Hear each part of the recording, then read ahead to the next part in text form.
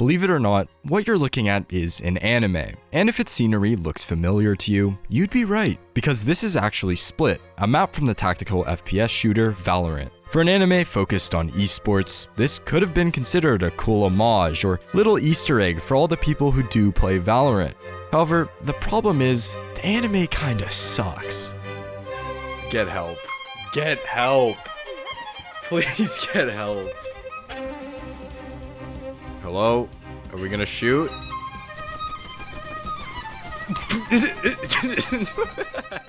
I've seen a lot worse. Okay, never mind. What the is she doing? What is happening?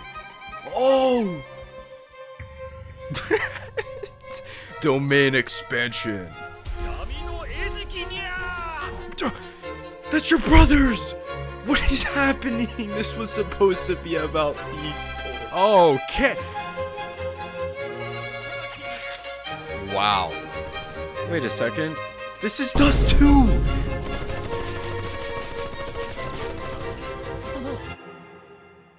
But the show isn't all bad. Some of the people working on it clearly had an understanding of esports and gaming. From in-game leaders, to jiggle and jump peeking, to discussing macro and micro. They even had things I didn't know at all, like how you can take a dying GPU, put it in a fucking oven, bake it, and it'll work again. This is real. I don't know how, but it works. Sometimes. Please don't try this at home.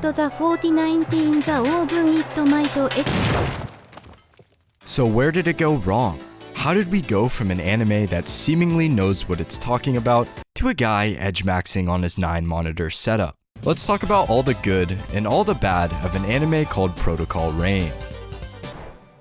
The anime starts with our main character Shun working at a gaming cafe. He works there together with his childhood friend Nozomi, who happens to also be the daughter of the cafe's owner. Yet despite working at an esports cafe, Shun has sworn off gaming completely ever since an accident changed his life forever. When he was younger, he would play the game non-stop, one time even declining to accompany his dad somewhere because he wanted to play in a tournament instead. His sister ended up going in his place, and unfortunately, on their way, they wound up getting in a car accident, resulting in the death of his father and the paralysis of his sister from the waist down. Feeling responsible and battling a guilty conscience, he now spends his days studying, hoping to secure a financially safe future for his sister and mother. However, it's quickly revealed that the esports cafe has a problem. It's in debt, massive debt. Another case of the anime knowing what it's talking about. The solution they come up with? They throw together a rag team of randoms and enter a tournament with the hopes of winning and using the prize money to pay off the debt, roping Shun back into the world of gaming. And that's the gist of it. They go from match to match, upsetting all their opponents, slowly making their way through the tournament bracket. At this point, you might be saying, hey, Delusional. Although this doesn't sound like the greatest piece of media ever created, it sounds like a decent underdog story about a guy getting over his trauma and finding his passion again. I wish that's all the show was about. The thing is, I've only summarized the parts in the anime that have to do with esports. If I talked about everything else, the summary would have been 5 times as long. I could take a dig at how bad the game in the anime looks visually, or how there's a character who meows in every sentence, but in esports, no one really cares about how the game looks, and meowing is honestly pretty accurate for the Valorant community. My problem is that this show markets itself as an esports anime, but instead uses esports as an excuse to tell a drama. To explain exactly what I mean, give me 1 second. Okay, here we go.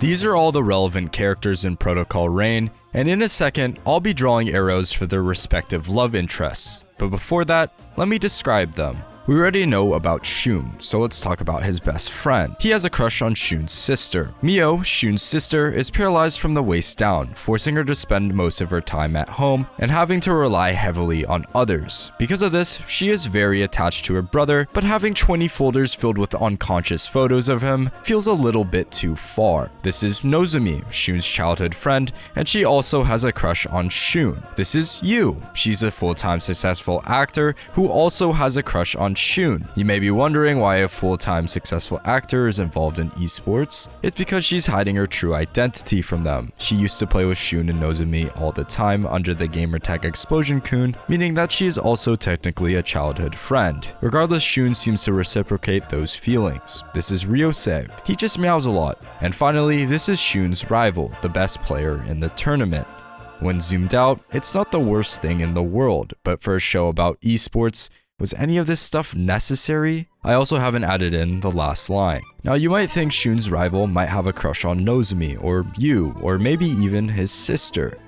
No, it's on Shun. Because in 2 separate scenes, they show him naked in his gaming chair with a picture of Shun pulled up on one of his 9 monitors. He also talks about how their relationship is deeper than love. I'm no expert on the inner workings of how the minds of esports players work, but I don't think that when Zaiwu and Simple are duking it out, that they're also playing with raging boners. But I could be wrong. So where am I going with this? Some of the people working on Protocol Rain knew about the Episode 2 Act 2 Battle Pass, how my room looked when I used to spam 8 games of Valorant a day during lockdown, how much time and hard work is needed to make it as a pro esports player, how although it's a lot weaker than 10 years ago, the social stigma surrounding esports still exists. So why stop there? Why try to appeal to an audience that probably doesn't care about the esports aspect in the first place with a high school premise, a sister who likes her brother a little too much, a classic childhood friend, a full-time actor who is secretly a pro gamer, and also technically another childhood friend, and many other things I don't even know how to comment on.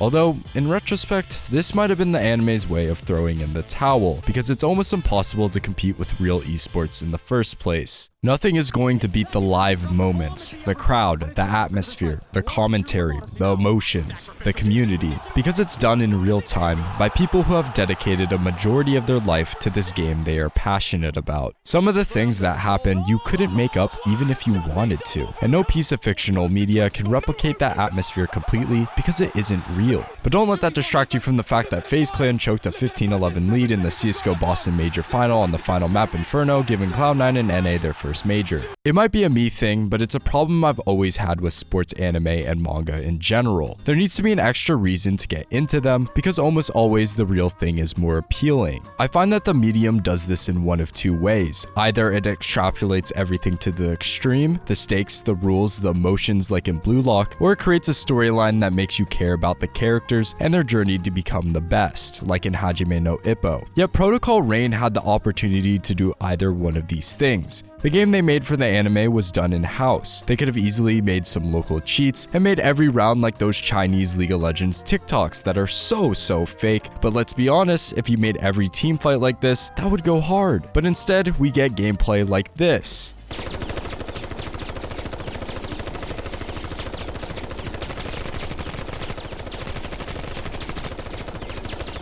That was completely unedited, by the way. The storyline they had for Shun, quitting something he loved because he felt an obligation to provide for his family because of a guilty conscience, wasn't half bad, but they never leaned into it enough. They could have used it as a springboard for him to chase after his dream relentlessly when he finally acknowledges that the passion he had for the game never once left him, and that he can't keep running away from it forever. It was set up nicely for something like that. There's no other reason why someone who had sworn off gaming completely to continue working at a gaming cafe, especially when every day it painfully reminded him that his love for the game is the reason why his sister became paralyzed and his dad died. Protocol Rain chooses to stay surface level, never delving too deep into what esports is. It had more than a decent level of understanding about it and gaming in general, constantly showing that knowledge, but in the end, chooses to build upon meaningless drama, forcing a love, not triangle. What the hell would you even call this? And the worst part is, nothing meaningful is ever derived from it, besides being used as an excuse to show scenes like this.